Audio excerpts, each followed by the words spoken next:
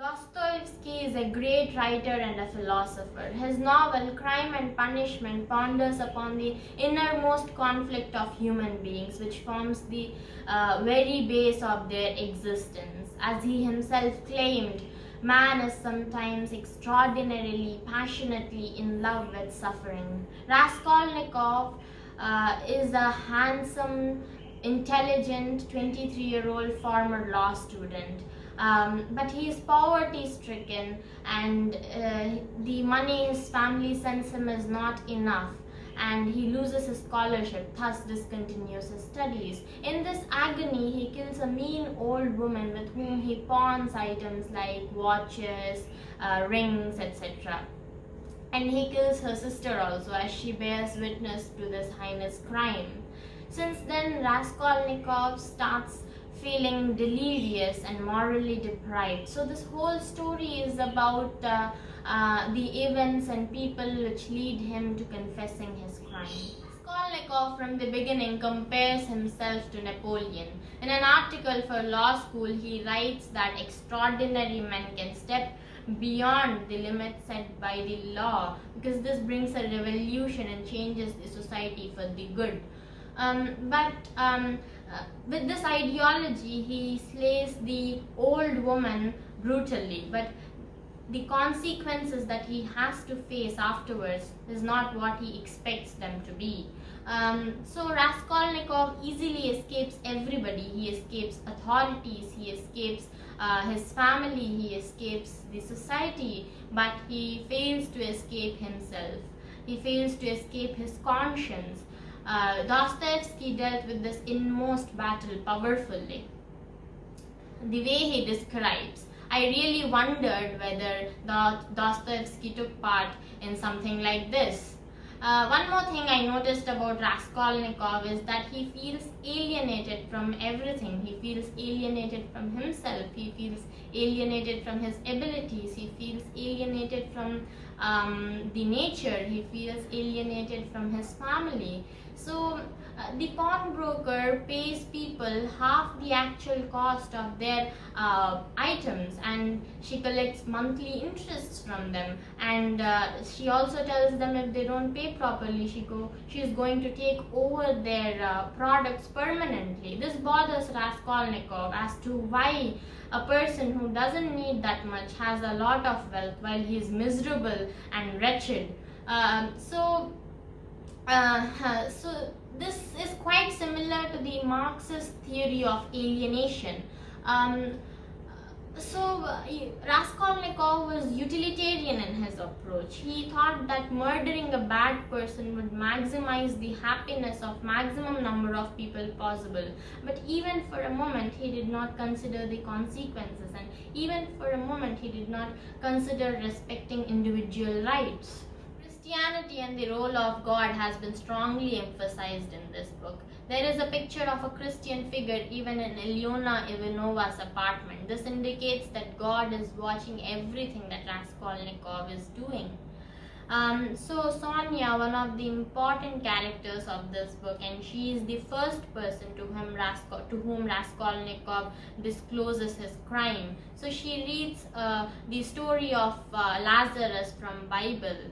This indicates that, like in the story of Lazarus, where he is brought back to life by Jesus, God can also resurrect Raskolnikov from his deathly sickness. This all indicates that we can never escape God's thunderous realm. So Sonia, even though she was the friend of Raskolnikov's victim, Lizaveta, she still forgives him, because she also carries the burden of prostitution. She knows what it feels like to sin. So she understands Raskolnikov, and she also believes that we can attain redemption through repentance. Raskolnikov's friend Razumekhin is a symbol of optimism, whereas Sonia is a symbol of morality, wisdom, thoughtfulness, and forgiveness. Razumekhin is also a former law student, and his conditions are somewhat similar to that of Raskolnikov's. But unlike being pessimistic like Raskolnikov, he rather hopes for the good. He also takes care of Raskolnikov in his desperate situation.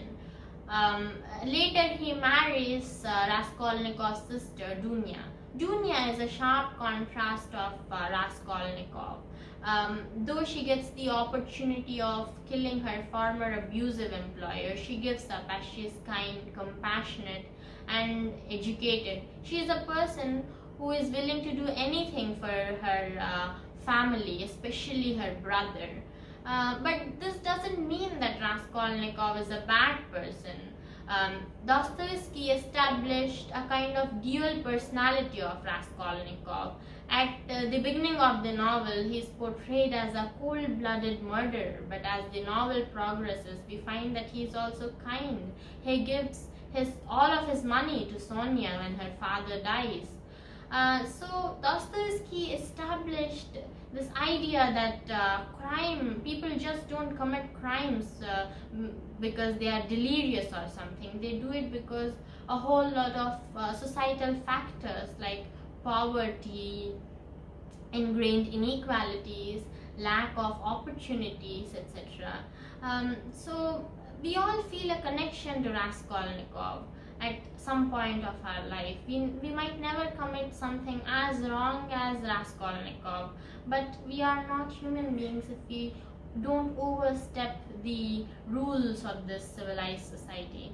This book enriched me in a lot of ways. It provided me a new insight about crime, the society, punishments, etc., about the mindset of people. So I want to read a few lines from this book. The old woman is of no consequence, he thought, hotly and incoherently. The old woman was a mistake, perhaps, but she is not what matters. The old woman was an illness. I was in a hurry to overstep. I didn't kill a human being, but a principle. I killed the principle, but I didn't overstep. I stopped on this side. I was only capable of killing, and it seems I wasn't even capable of that principle. Why was that fool Razumikhin abusing the socialists? They are industrious, commercial people. Happiness of all is their case. No life is only given to me once, and I shall never have it again. I don't want to wait for the happiness of all. I want to live myself, or else not live at all.